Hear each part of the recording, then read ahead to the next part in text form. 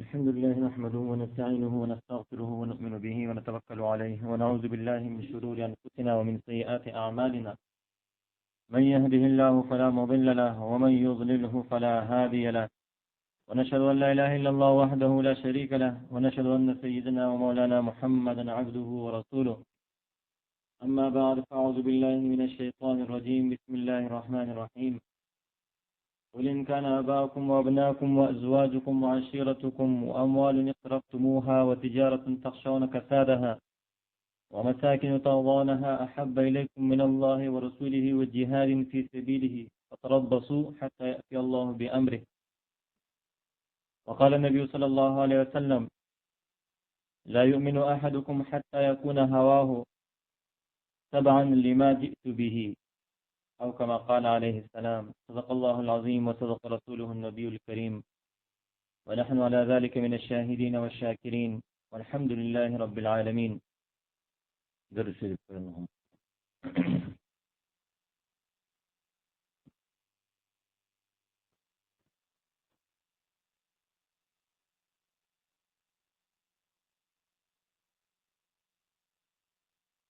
درس شريف سے ډېر غټ فضایل دي.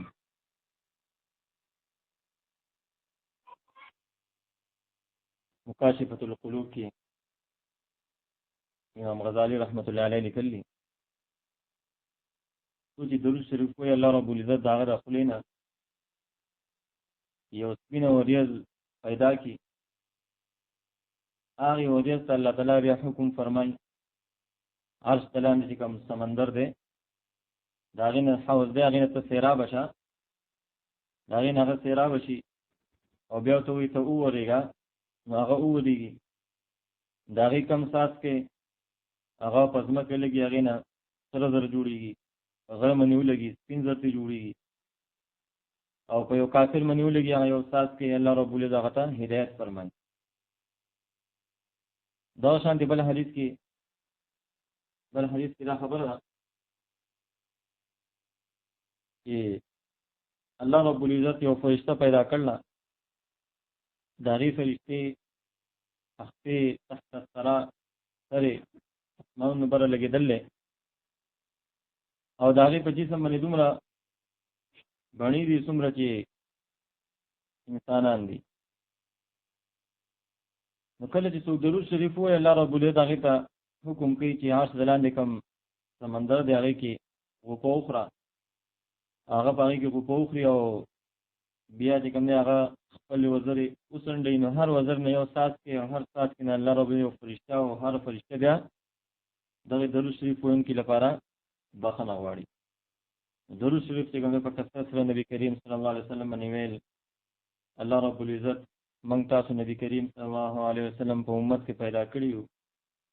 الله رب العزت په هغه باندې امام الانبیاء د انبیاء امام الله تعالی ګرځولې، او هغه د وجه چې کوم دی زموږ د امت مزیدي مخکني امتونه هغو باندې به الله رب العزت سخت حکمونه نازلول، او دغه شانتې بیا د هغې نافرمانۍ کې به له سزاګانې په دنیا کې مړ کولې. د چا شکلونه به چې هغه مسخ کېدو، د زناور شکلونه به دې جوړېدو، چا په کور به حساب لیکلي د پلانکې ګناه کړلی، پلانکې غلا ډاکۍ دا کار یې کړلی، سار به یې په وره لیکلي، یا دغه شانتې بعضې به غرق کېدو، بعضو باندې به دشمن مسلط شو ټول به یې ختم کړو، بعضو باندې به طوفان هواګانې او دغه شانتې د عذاب فرشتې به رالې چغه پرې ووله ټول به یې ختم کړو، غرونه دا به یو ځای کړو، ځمکه به اوچته کړه او پاړوي به چې هغه سره د هر څه نه هغه پاړو کړ مخې رړتاو کړو، ختم به یې کړو، په ځای به هر څه ختم کړو، آبادۍ او ښارونه هغه ټول چې کوم دی هغه فنا شو. نبي کریم صلی الله علیه وسلم خپل امت لپاره دعا کړله، د هغه د دعا د برکته الله رب العزت موږ تاسو باندې ډېر زیات احسانات دي، ډېر زیات انعامات دي او ډېرې مزیخه دي. لږ عبادت باندې الله رب العزت د مخکنو امتونو د زرګاو کالو عبادت ثواب الله تعالی موږ تاسو له راکوي. دې بهترین امت کې الله رب العزت موږ تاسو باندې سود کړلی، الله رب العزت موږ غوره کړي یو د نبي کریم صلی الله علیه وسلم امت لپاره. د دې نعمت موږ شکریا ادا کړو. نبی کریم صلی الله علیه وسلم امت الله رب العزت دا امت ټول کې اخر کې راوستي دی، ټول کې اول دا به جنت ته داخليږي. هغه پورې نور انبیا او امتونه هغه جنت ته داخلي دي نشي تر څو پورې دا امت داخلي شوی نه. دا شانتي نور انبیا هغه جنت ته داخلي دي نشي تر څو پورې نبی کریم صلی الله علیه وسلم جنت ته داخلي شوی نه. دومره غورواله الله رب العزت نبی کریم صلی الله علیه وسلم د وجه دې امت لور کړل. څنګه تفسیر ابن کثیر جلد نمبر 2 صفحہ نمبر 223 کی حدیث ہے، موسی علیہ السلام یو پیرا تورات لستو نو هغه کې د یو قوم ذکر ویری دو چې د یو قوم برازي، هغه قوم هغه به کوم نه نیکی اراده کوي او په ځل کې به نیکی خبر راځي هغه فورن لیکل شي، نیکی به ته ملاویږي، که نیکی وکړي نو هغه لس چنده زیاته به ته ملاویږي او یو نیکی هغه لس نیکو کم از کم بل لس نیکی لیکل شي. او دا شانتي تر 200 پورې هغه نیکی د اخلاص مطابق هغه به لیکل شي. نو الله تعالی نه سوال کوي الله تعالی دا امت مال راکړي. الله رب العزت ارشاد فرمایو چې موسی علیہ السلام دا امت ثاني شي کېده، دا زموږ حبیب حضرت محمد صلی الله علیه وسلم امت دی. بیا چې لولي نو پاره کې د یو امت ذکر دی چې هغه امت هغه به د انبیاء کار کوي، امر بالمعروف نهي عن المنکر وکړي. موسی علیہ السلام وی دا امت ته ماته ملاوي شي. الله رب العزت بیا جواب کې ارشاد فرمای چې دا امت ثاني شي کېده، دا زموږ حبیب حضرت محمد صلی الله علیه وسلم امت دی. بیا چې سوال کوي د یو امت ذکر پکې زلولما چې هغه امت داغو په سینو کې به قران کریم محفوظ پروتي، دغه امت ته ماته ملاوي شي. بیا الله رب العزت فرمایي چې دا ستانه شي کېده. بیا د یو امت ذکر دی پکې هغه به کوم نه د جهاد بکی او دجال سره به کوم نه جنگ کوي، دغه امت ته ماته ملاوي شي. نو الله رب العزت بیا شر فرمایي دا امت ستانه شي کېده. بیا کوم نه عرض کوي چې یا الله تعالی د یو امت ذکر دی، هغه امت هغه به یو بل چې زکات نظرانی منخت دا به یو بل لور کوي او تبع قبله مخکنی امتونو کې یو بل زکات او مال غنیمت دا چې یو بل نه ور کوله، منخت صدقات دا به یو بل نه ور کوله، هغه به یو ځای را جمع کول ور براته هغه به وړو ختمول به تیزل به کله تعالی ته قبول شي او قبول نه و پاتې و پراته. نو دا شان دا امت دیو به یو بل چې کوم هغه زکات خیرات صدقات دا به یو بل لور کوي او مال غنیمت دا به ځان مې تقسیمي او تبع قبله دغه امت ماته ملاوي شي. الله رب العزت ارشاد فرمایي دا امت ثاني شي کېده. دا شان ډېر تاسو نو وکړو، الله رب العزت هر جواب کی هر دا کی جواب تو فرمایو چې دا امت موسی علیہ السلام دا امت کوم دي دا ثاني شي کېده. دا حضرت محمد صلی الله علیه وسلم امت بیا په اخر کې عرض کوي یا لیتنی من اصحاب محمد صلی الله علیه وسلم، کاش کوم دي د نبی کریم صلی الله علیه وسلم امت کې د نبی کریم صلی الله علیه وسلم د امتیانو نه ما ته چې دومره غورواله دومره فضایل دا دومره ثوابونه اجرونه دا ماته ملاوي شي. دا الله رب العزت بغیر د وختونه موږ په دې امت کې پیدا کړیو، دې نعمت موږ شکریا ادا کوو. څنګه تاسو مخکې ما حدیث کې حدیث له سره کې نبی کریم صلی الله علیه وسلم ارشاد فرمایي لا یؤمن احدکم، تاسو کې هیڅ څوک ایمان والے نشي کېدی حتی یکون هواه تبعا لما جئت به، تر دې پورې چې هغه د خپل خواهشات د هغه څه تابع نه کی کوم چې ما راوړلی، کوم دین کوم قران کریم چې ما راوړلی هغه مطابق خپل خواهشات ونه ګرځول، زړه نه غواړي لیکن منظر ټیم دی د پاتې موږ کې زړه نه غواړي چې ما غیبت نه بسلې، لیکن د الله تعالی حکم دی چې غیبت مکوئ. ډېر غیبت نه ځان ساتي، د نبی کریم صلی الله علیه وسلم حکم دی چې غیبت مکوئ، دې ځان د غیبت نه ساتي. دا شان کوم دی غلا ډاکا هر یو ګناه دا غنه چې کوم دی دې ځان ساتي. د څه د وجه د نبی کریم صلی الله علیه وسلم حکم دی چې دا کار مکوئ، دا او دا د نیکه کار دا کوئ. نو خپل خواهشات زوی خو ډېر څه غواړي، لیکن د الله او د رسول له حکم په مخ کې خپل خواهشات هغه د نبی کریم صلی الله علیه وسلم د حکمونو تابع کړي، دا کس کامل ایمان والا دی. دا شان د خپل زړه کې نبی کریم صلی الله علیه وسلم سره محبت، نبی کریم صلی الله علیه وسلم سره محبت هغه د موږ تاسو په زړه کې راشي. نبی کریم صلی الله علیه وسلم په سره محبت زموږ تاسو په زړونو کې یي د هر څه نه زیات، د مال نه او د اولاد نه، د تجارت نه، د هر څه نه زیات د الله تعالی حکمونه او د نبی کریم صلی الله علیه وسلم طریقو سره زموږ تاسو محبت یې هغه په خپل ژوندۍ کې راولو، زموږ ایمان هغه به کاملی او جنت کې به الله رب العزت یې بیا د نبی کریم صلی الله علیه وسلم طریقو باندې موږ دنیا کې چلیدلو، جنت کې به الله رب العزت موږ له هغه نبی کریم صلی الله علیه وسلم دیدار دغه په پړوس کې ځای او دغه سره چې کوم په یو درسخان نه ناسته دا به الله رب العزت موږ تاسو نصیب کړي. موږ د الله د حکمونه د نبی کریم صلی الله علیه وسلم طریقو دغه چې کوشش وکړو چې خپل ژوندۍ کې راولو. من یطع الله والرسول، چې څوک د الله او د رسول اطاعت کوي هغه دنیا کې هم کامیاب دی، آخرت کې هم کامیاب دی. یو صحابي راغی نبی کریم صلی الله علیه وسلم نه تپوس کوي قیامت دا به کله راځي؟ نبی کریم صلی الله علیه وسلم دې تپوس کو دا د قیامت لپاره څه تیاری کړلې؟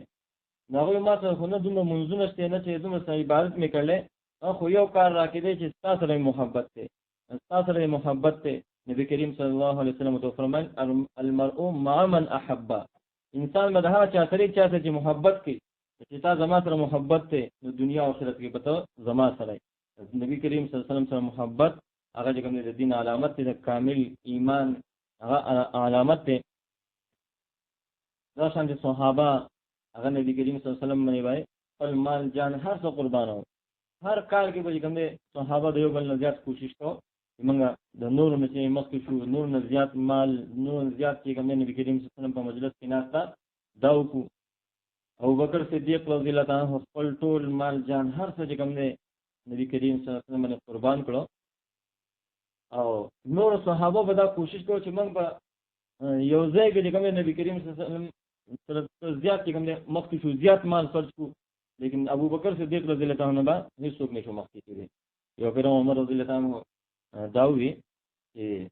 اوس چې کوم دی الله رب العالمین موقع راوسته، یو پیر نبی کریم صلی الله علیه وسلم ما جهاد لپاره تیاری کو،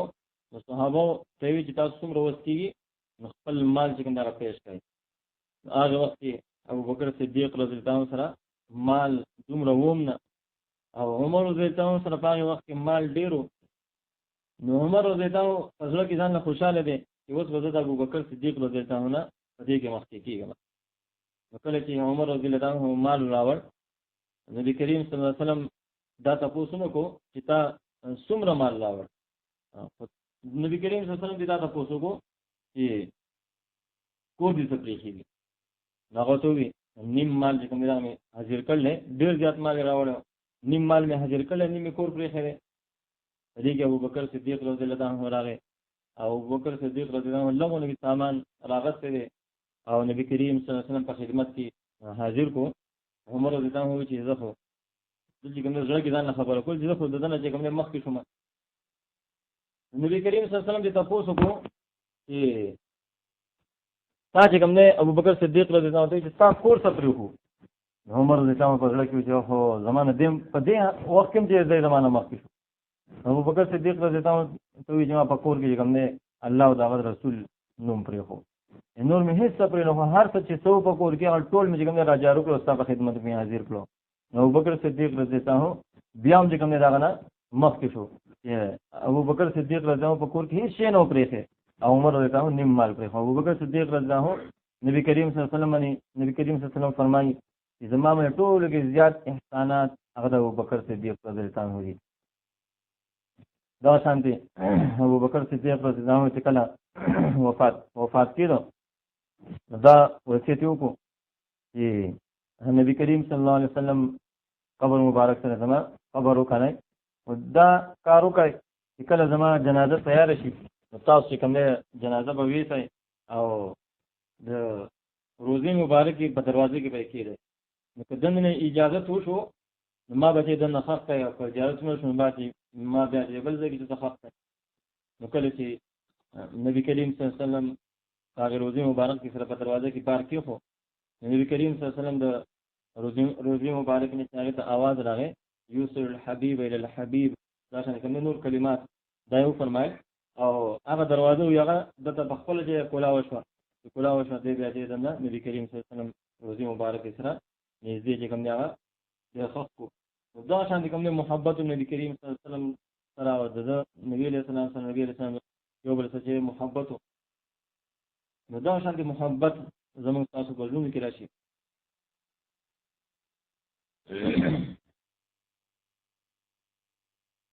دا شانتي عمر رضی الله عنه زم چې کوم نبی کریم صلی الله علیه وسلم سره ډېر زیات محبت او مال جان هر څه په هغه باندې قربانول.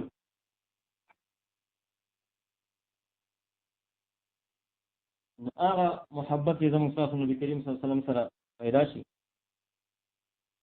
من يطع الرسول فقد اطاع الله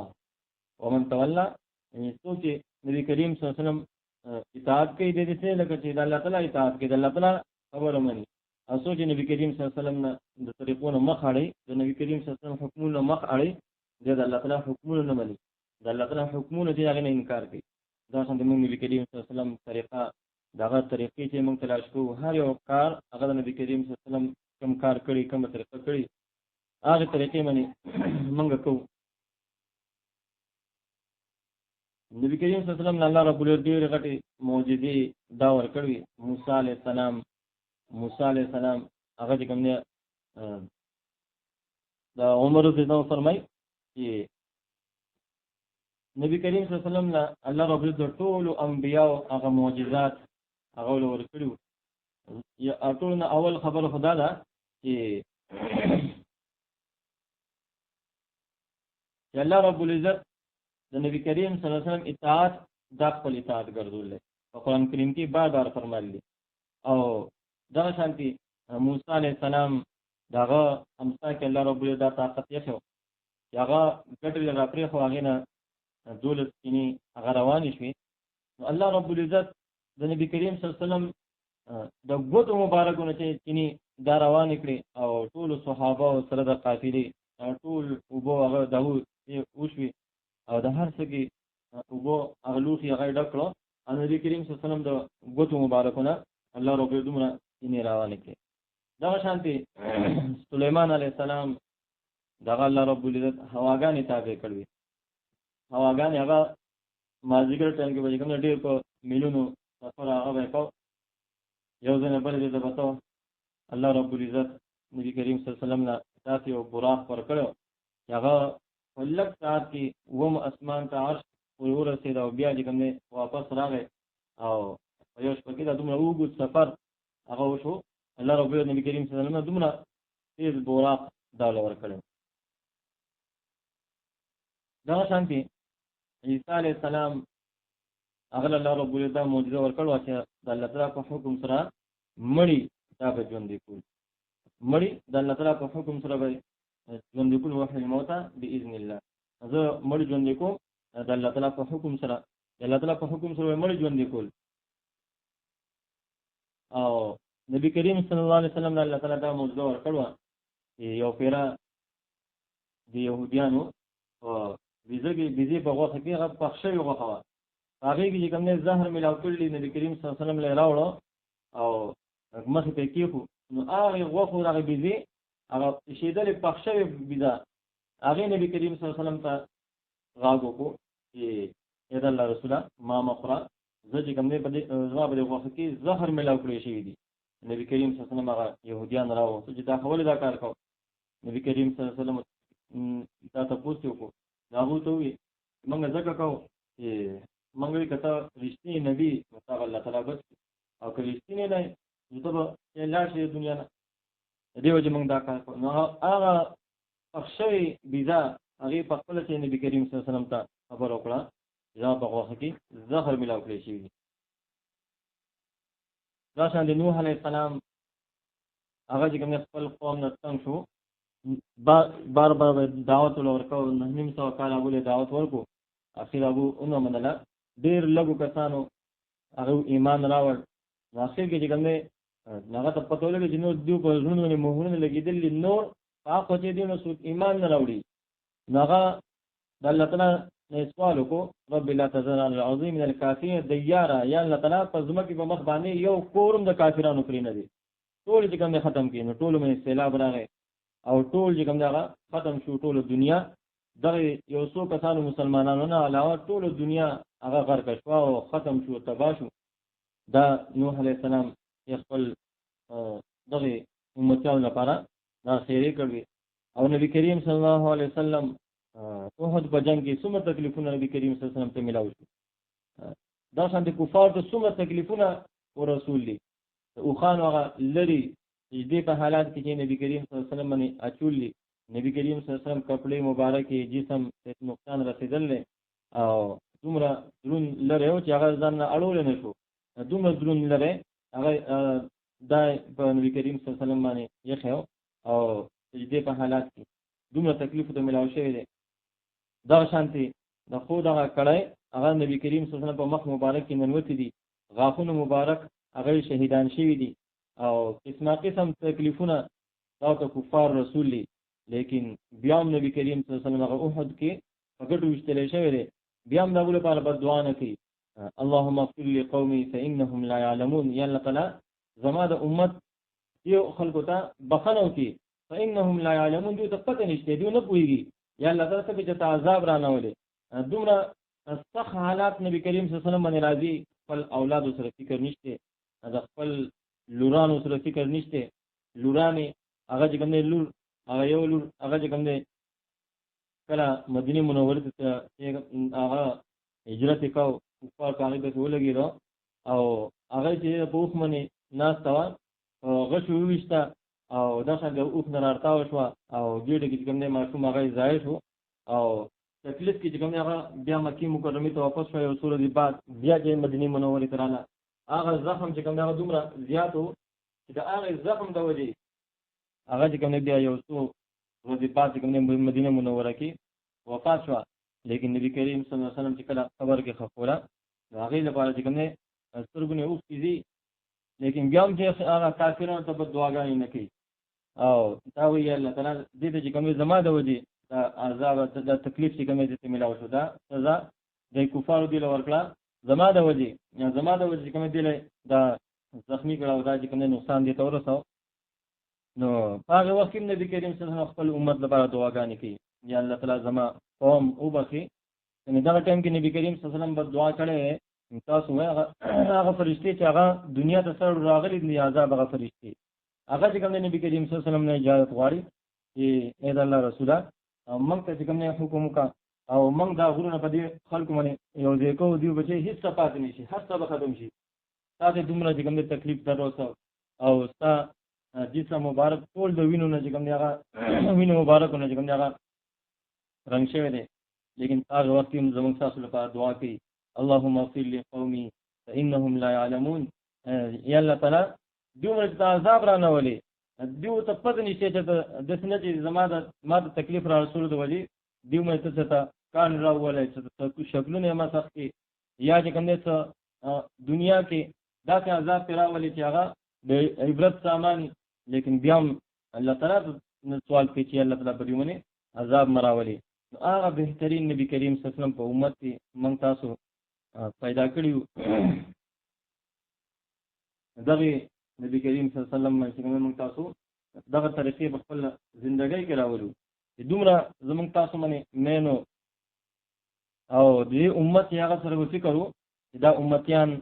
دا زموږ چې جهنم نه بچي جنت ته تلو ول جوړ شي. دا شانتي صحابه هر یو کار هغه د نبی کریم صلی الله علیه وسلم طریقو باندې بیاکاو، د نبی کریم صلی الله علیه وسلم سره محبت، هر یو قدم باندې نبی کریم صلی الله علیه وسلم طریقو باندې تلو. یو پیرا نبی کریم صلی الله علیه وسلم له عثمان رضی الله عنه دعوت وکړو. عثمان رضی الله عنه هغه نبی کریم صلی الله علیه وسلم راوغو چې زمونږ کار راشه او دعوت چې هغه راشه. نو کله چې نبی کریم صلی الله علیه وسلم حضرت عثمان رضی الله عنه کوټه ته عثمان رضی الله عنه ته نبی کریم صلی الله علیه وسلم قدمو ته ډېر په غور سره کاته. نور صحابه ته تاسو کو چې عثمان رضی الله عنه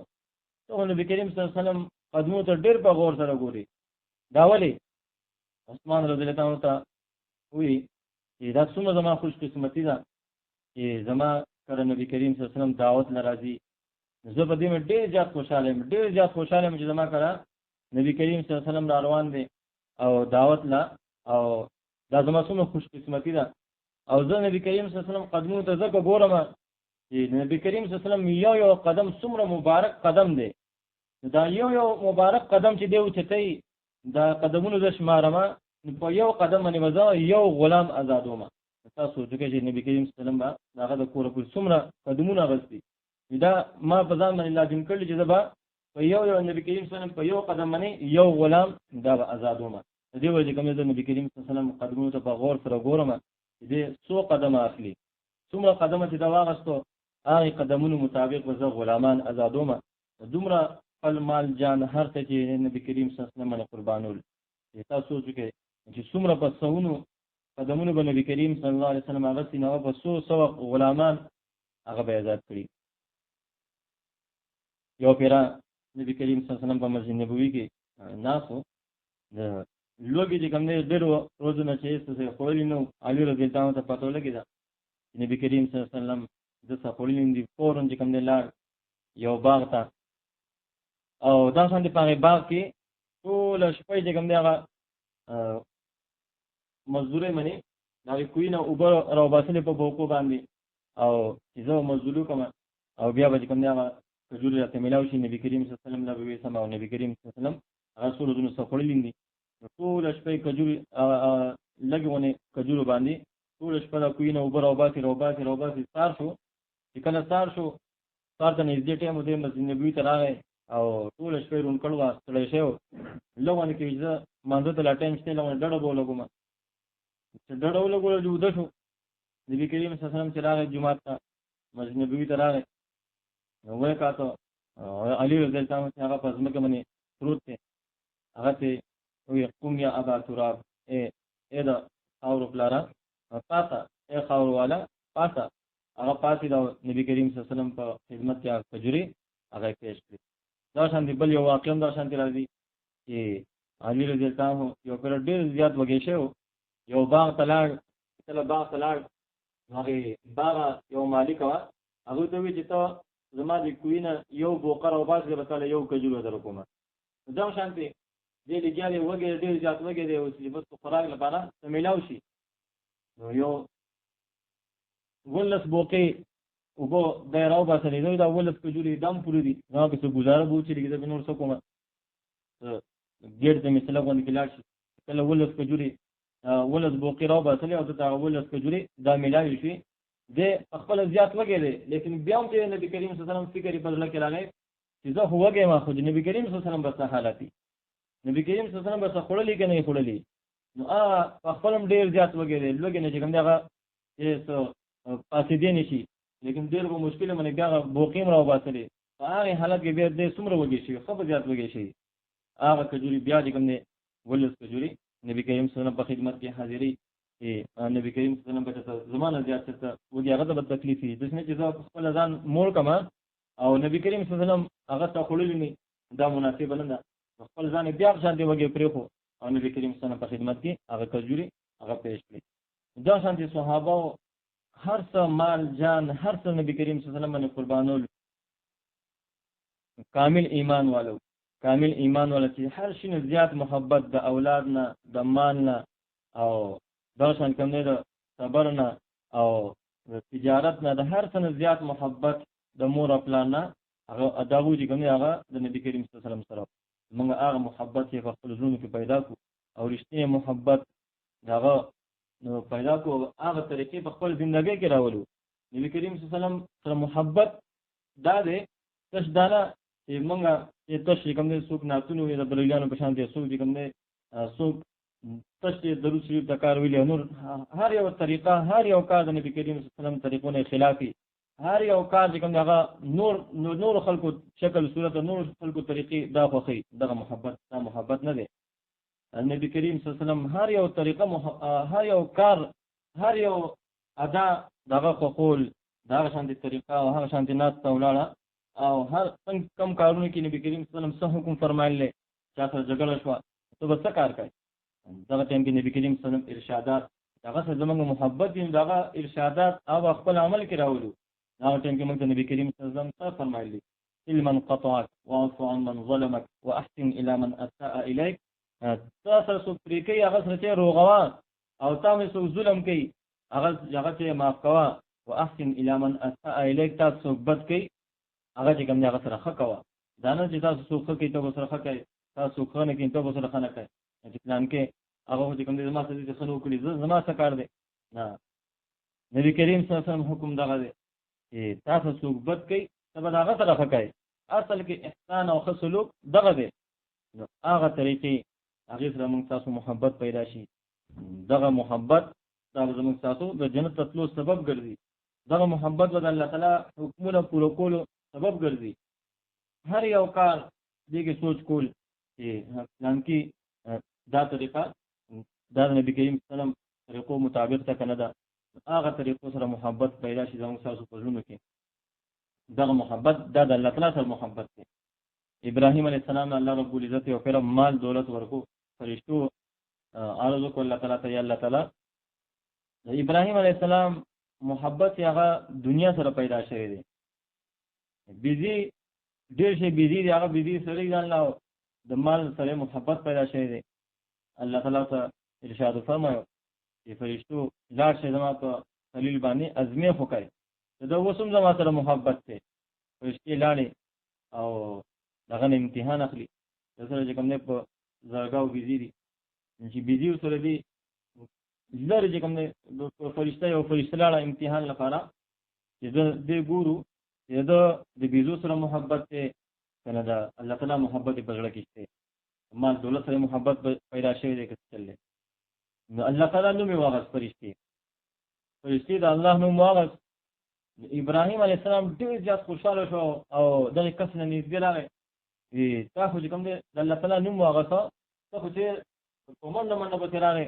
او ډېر زیات خوشاله شو چې ګوره زما کې په مخ باندې تا چې کوم دی د الله تعالی نوم واغس. ته چې کوم دی بیا د الله تعالی نوم واخله. دوی زه خو بیا د الله تعالی نوم نه اخلم، بیا به زه په دې شرط باندې د الله تعالی نوم اخلم چې ته ما خپل دا نیمې بیزي دا نیم کنډک دا ته مال راکړي. ابراهیم علیه السلام ته وی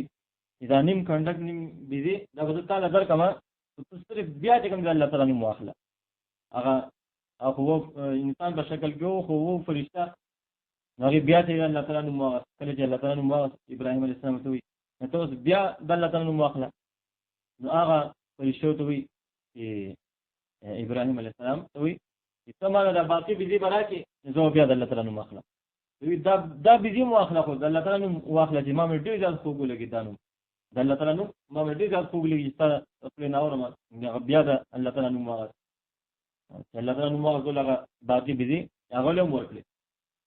دا شانتي چې بیزي ختم شي ابراهیم علیه السلام ته وی چې بیا د الله تعالی نوم واخله.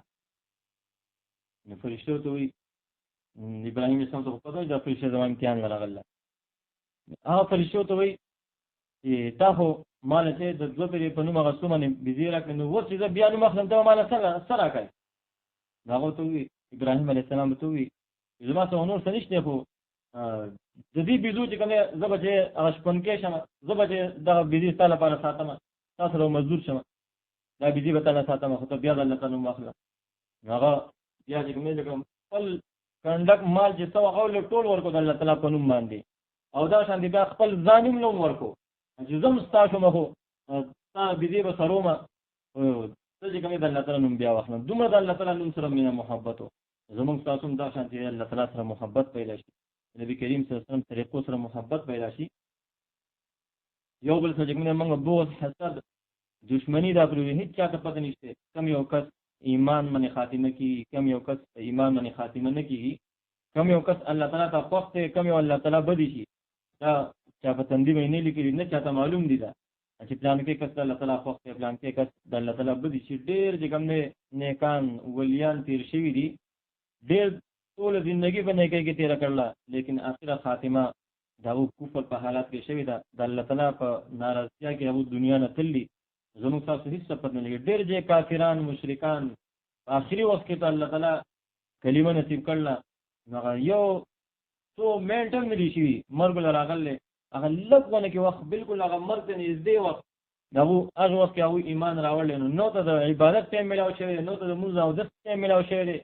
لیکن په آخري وخت کې الله تعالی ته کلمه نصیب کړل نو هغه همیشه ژوندګي هغه خوشاله ګرځیدل. دی وجه کوم موږ تاسو خپل لاس اخینا بل مسلمان ته تکلیفونه رسو، بل مسلمان ته زمونږ د جبه نه څه تکلیفونه رسي، زمونږ د لاسونو څه تکلیفونه رسي، بل مسلمان زړه ته چې کوم زمونږ د وجه چې څه تکلیفونه رسي، دا ولې د الله تعالی مخلوق دی. ځکه الله تعالی فرمایي چې ارحموا من فی الارض يرحم، نبی کریم صلی الله علیه وسلم فرمایي ارحموا من فی الارض يرحمكم من فی السماء، زمکه معلومه تاسو رحم کوي، اسمان والو په تاسو باندې رحم کوي. الله تعالی مخلوق هغه څه تکلیف نه رسول د نبی کریم صلی الله علیه وسلم ارشادات او تکاتو ولې چې تام د الله تعالی مخلوق ته د الله تعالی عبادت کوي. زمونږ رب الله هغه خپل رب مني، خپل خالق او مالک مني، نبی کریم صلی الله علیه وسلم خپل پیغمبر مني، قرآن کریم خپل کتاب مني. دام د محبت یو علامت ته نبی کریم صلی الله علیه وسلم سره محبتي او قرآن کریم صلی الله علیه وسلم محبتي د الله تعالی سره محبتي د هغه مني چې څوک عمل کوونکی هغه څوک نوم اغستون کی د هغه سره موږ تاسو مینه محبت پیدا شي، هغه د زموږ تاسو لا تخپینه تکلیف نقصان نه رسي. هر یو مسلمان هغه د الله تعالی نوم اخلي، هر مسلمان د الله تعالی عبادت کوي. په دې لحاظ سره موږ هغه سره محبت کوو چې زما د رب سره محبت کوي، زما د رب نوم اخلي. څنګه ابراهیم علیه السلام هغه د الله تعالی څومره محبت وو، په یو نوم اغستو باندې خپل ټول مال هغه لورکو، بیا نور څه نشي خپل ځان وي زبستا غلام ما او ته د الله تعالی خپل نو د الله تعالی په نوم باندې اغستو باندې هغه خپل ځان چې کوم خپل مال ورکې د خپل هغه مال هغه بيزو هغه بیا خپل غلام هغه غلام کیږي. لیکن د الله تعالی نو څومره محبت څومره مینه ده، دا څنګه مینه محبت موږ تاسو زلون کې پیدا شي. نبی کریم صلی الله علیه وسلم هر یو طریقه هغه زموږ تاسو مخې ته هغه یو ځدانه موږ تاسو وظیفو ته کار ویلي، موږ تاسو کوم نه تلاوتونه عبادتونه ډېر کو ځانلا، لیکن بل مسلمان ته تکلیف رسو، د بل مسلمان غیبت کو، نظرونه غلط استعمالو، لاسونه په دا چې کوم نه الله تعالی په نافرمانو کې وګونه د نافرمانو کې دغه استعمالو، دغه وظیفه دا هر څه چې کوم دا بیا پاتې دي تلاوتونه دا زموږ تاسو په کار نشي راتله. خو اخلاق نبی کریم صلی الله علیه وسلم طریقې هغه دغه دي چې تاسو نه غواړي دې کله زما سره بد کړلی، دې کله زما ماته نقصان را رسول له زه د سره نه غواړم چې زه دې معاف کما، یا چې د سره زه خصلو کما، یا چې د خپل دعوت کې شریک کما. لیکن د نبی کریم صلی الله علیه وسلم حکم ستامه ته چې علما قطعك واعف عمن ظلمك واحسن الى من اساء اليك. دغه ټیم کې ته خپل هغه خواهشات هر څه پرې دي، لکه څنګه تاسو مخکې ما حدیث رسول لا يؤمن احدكم حتى يكون هواه تبعا لما جئت به. نبی کریم صلی الله علیه وسلم دغه حدیث مبارکه زموږ تاسو مخې ته موږ تاسو خپل زړه مرضی، خپل زړه خواهشات، خپل زړه بغض حسد هغه پریدو، خپل نبی کریم صلی الله علیه وسلم حکم هغه زموږ تاسو مخې ته. الله رب عزت موږ دنیا هم خایسته کوي، آخرت هم خایسته کوي. دیو چې دا لږ وخت دا موږ تاسو چې قیمتي کو د الله تعالی طرف ته متوجي شو او کم کارونه الله تعالی زین رسو کوم تاسو اخلاق خي بل رو مسلمان سره په خو اخلاق باندې پیش راځو، غیبت او غلخوري او دروغ د دین خپل ځان ساتو، د ګناهونو ځان ساتو. نو بیا رسو موږ سره لږ ذکر اذکاروم کو او لږ عبادتوم کو، الله تعالی ته ډېر زیات خوشي او الله تعالی باغې باندې موږ تاسو له ډېر زیات اجرونه او ثوابونه راکړي. څنګه چې حدیث کې نبی کریم صلی الله علیه وسلم ارشاد فرمایي چې اذا جاء نصر الله والفتح، دا سورۃ دا څلورمه حصہ چې کومه د قرآن کریم دا څلور پیرسو کورلی د یو قرآن کریم عمرې ثواب الله تعالی ورکړي. دا شانتي سورۃ قدر مبارک نبی کریم صلی الله علیه وسلم فرمایي سورۃ قدر دا څلورمه برخه د قرآن کریم به الله تعالی ثواب ورکړي. سورۃ النصر اذا جاء نصر الله والفتح دا څلور پیروي د یو قرآن کریم ثواب ته ملاويږي. او سورۃ قدر ان انزلنا فی ليلة القدر دا څلور پیروي یو قرآن کریم عمرې ثواب الله تعالی ورکړي. دا شانتي د سورۃ عادیات او سورۃ زلزال متعلق نبی کریم صلی الله علیه وسلم فرمایي چې دا یو پر لستو د نیم قرآن کریم ثواب دی. یو پر تاسو سورۃ عادیات وی او سورۃ زلزال تا وی نیم قرآن کریم ثواب ته ملاوي. بیا د سورۃ عادیات وی والعادیات ضبحا دا اخري لنډي سورتونو سره دي. هغه یو پر لستو باندې تاسو د نیم قرآن کریم ثواب ملاويږي. یو پر سورۃ زلزال وی یو پر سورۃ عادیات وی تاسو په قرآن کریم ثواب دا ملاوي شو. نو په لږ وخت کې تاسو څومره لوی ثواب ملاويږي. قرآن کریم دې ثواب د الله رب تعالی قدیم یې درکې. دغه شانتي لا اله الا الله د دې ډېر ذکر کول په دې باندې الله رب ګناهونه معاف کوي، درجات بلندوي. ټولو کې فخر کلمه هغه لا اله الا الله دی. افضل الذکر لا اله الا الله. ټولو کې غوړ ذکر هغه د لا اله الا الله دی. لا اله الا الله کې الله رب ډېر غټ طاقت یې خېره، لیکن انسان ته دې پته نشته. دې کې الله رب ډېر غټ طاقت روحاني او دنیاوي طاقت هم الله تعالی په دې کې خېره. دا څنګه حدیث مبارک کې راځي یو سړی ټول چې ګناهونه د ازمکه اسمان ټول ګناهونه ډک کړی او دا په یو چابلی کې کېږي او بل طرف ته لا اله الا الله اقرار دا کېږي. دا لا اله الا الله دا ویل دا به دا ټول من زیات وزن شي، دومره وزن دی په دې کې الله رب دومره وزن یې خېده. دا کثرت لا اله الا الله ویل دې من الله رب العزت ډیر زیات خوشاليږي او ټول کې غوړه ذکر وته فرمایله نبی کریم صلی الله علیه وسلم افضل الذکر لا اله الا الله. کډیر زیات نه 300 پیری یا 100 پیری حکم از کم سال په سار او 100 پیری ما خام د دې زیات موږ تاسو ذکر کو تذکر کو. الله رب ال زمون ګناهونه معاف کوي، زمون په ایمان کې بتازگی پیدا کوي او الله تعالی ته بدومره زیات نزدیکی او دا کلمه دا به عرش کې دا کس ذکر کوي تذکر کوي چې دې سو کوین کوي الله تعالی عرش سره هغه سره ذکر کوي پلان کې زی هغه چې دا تذکر به کې ځای ویلې ما سره هغه بخنه نصیب کړي، الله تعالی ته سفارش کوي. دا شانتي حدیث مبارکو کې راځي لا اله الا الله او الله اکبر دا دوه کلمې دي. په دې کې لا اله الا الله دا عرش ترسي او الته کې کومه دا هغه نه سیوا په بل ځای کې دا نه ودیږي چې د عرش ترسي لا اله الا الله ویل دا کلمات چې د عرش تورسي. اذم الله اکبر دا اسمان او زمکه په منځ کې دا خلاص دا ټول د نیکونو ټکي کی. لا اله الا الله جسو او یا ذل پیری وي دا هغه مغفرت الله تعالی نصیب کړي. دا شان کوم دی او یا ذل پیری ویل لا اله الا الله د دې کس الله تعالی چې مغفرت نصیب کړي کدا یو مړی ته وبخي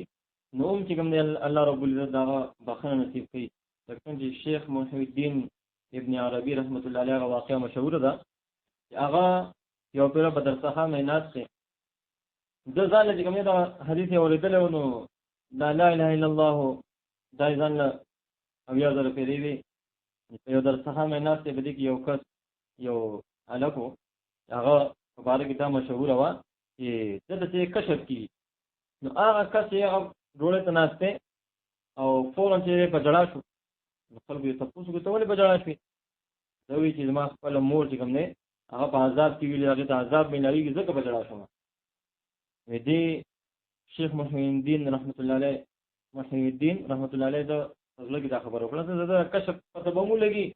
او دا ذکر چې ما کړل دې هم پته ولګي. د چې کوم ذکر کړو بیا ذکر د فضل کې کوم هغه مور ته وبخو کله هغه مور ته هغه ذکر وبخو نو دا کس چې کوم دا غزوان دا په خندا شو خلکو ته پوښتنه کوي ولې دا وی چې زما مور ته په ښه حالات کې دی هغه جنت کې ده ما په جنت کې اوس ویل. دا شیخ محی الدین رحمت الله علیه هغه وی چې واقعي کوم دا الکه د تکشفون کې او دغه او یا زره من چې کوم واده ده هغه ملاوي او یا زره لا اله الا الله ویل الله رب العزت دا کس ګناهونه معاف کړي او کله چې ته وبخل هغه کس هغه ګناهونه الله تعالی معاف کړي. موږ له پکار دي چې خپل وخت هغه قیمتي کو خپل ژوندۍ کې د نبی کریم صلی الله علیه وسلم طریقو سره داغه د کارونو سره داغه کارونه په خپل ژوندۍ کې راوستو نور له دغه دعوت ورکول نور کسان اغولم چې کوم داسې دعوت ورکول چې هغه شانتي صحابياتو په شانتي چې کوم ناس ته ولاړه هغه په شانتي پردي لباس او داغه په شانتي کوم پردا دا نور کې راشي پټول کې راشي او نارینه کوشش کول چې هغه نبی کریم صلی الله علیه وسلم طریقې داغه په شانتي شکل صورت داغه په شانتي چې کوم ناس ته ولاړه هغه شانتي هغه طریقو سره محبت دا داغه په ژوند کې راشي. دغه لپاره چې الله تعالی غوښتو خپل ژوندۍ کې فکر کول چې